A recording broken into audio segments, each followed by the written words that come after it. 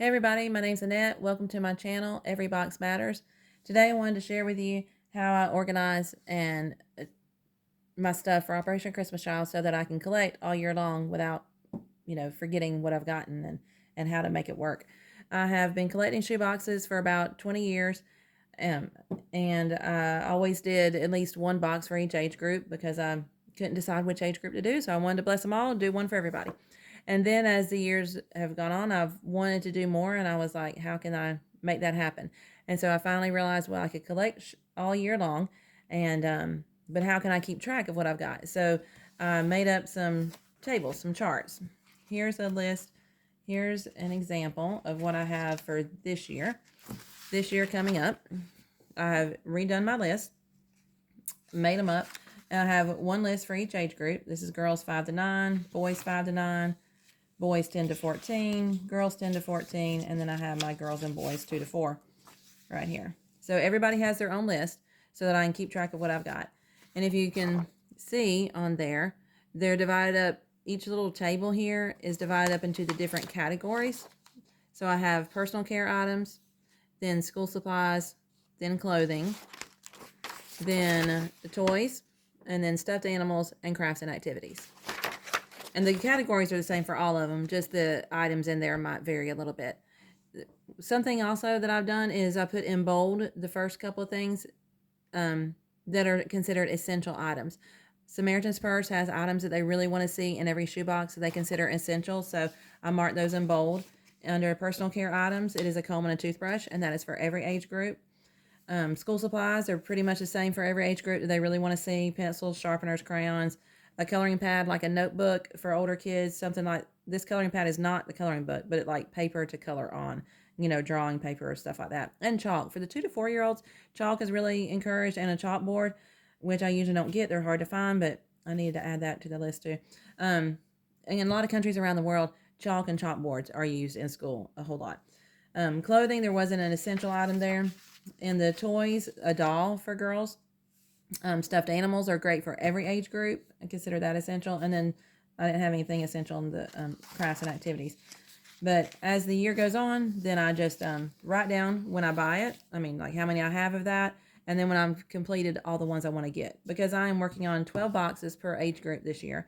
That'll make 72 boxes. Last year I had the same goal. And after I collected everything, I ended up having enough for 106 boxes. So it just all comes together, and everything can't always fit in the box. And you just never know what you'll find. Here's my list from last year of the things I had. This is what it looks like as I go through the year and mark it off. This is the 10 to 14 year old list, and it does, their list looks a little different than my 2 to 4s and 5 to 9s. They're just on one sheet, and these I had to double up some. Because on the 10 to 14s, usually you have a few more things in your school supplies. You want to get pens usually, just a calculator, make sure they have the scissors, glue sticks, just extra things that you may not have in the other ones. Like the 2 to 4s may not have scissors, but glue sticks are good for everybody. So anyway, but still, it all fit in the box. Or, like I said, I had enough for extras. So as I go through, I mark how many I have of stuff, and then when it's completed, it's done.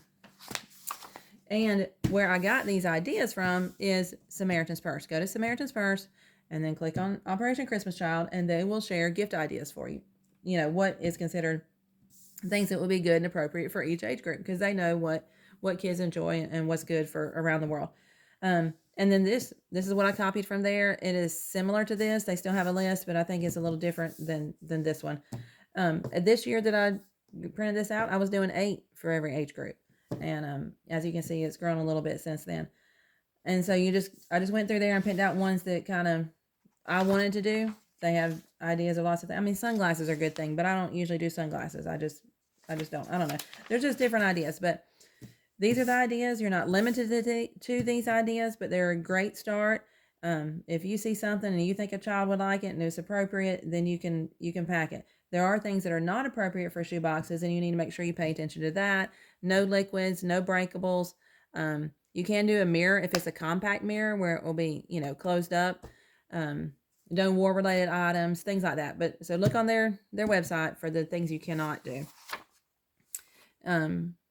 Yeah, so I wanted to share that with you.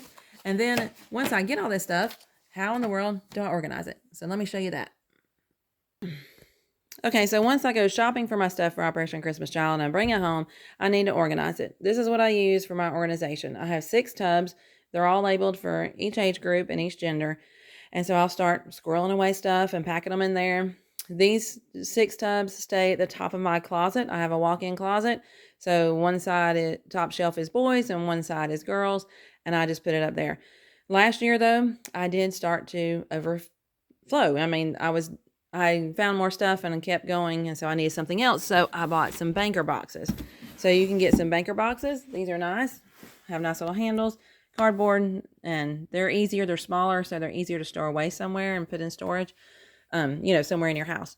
So it might seem like a lot to find the space for all this, but something I would recommend is, look around your house and pray about it. If you feel like you want to do more shoe boxes and God's put that on your heart, then just ask him, where can you put all this stuff? And let him help you look at your house differently.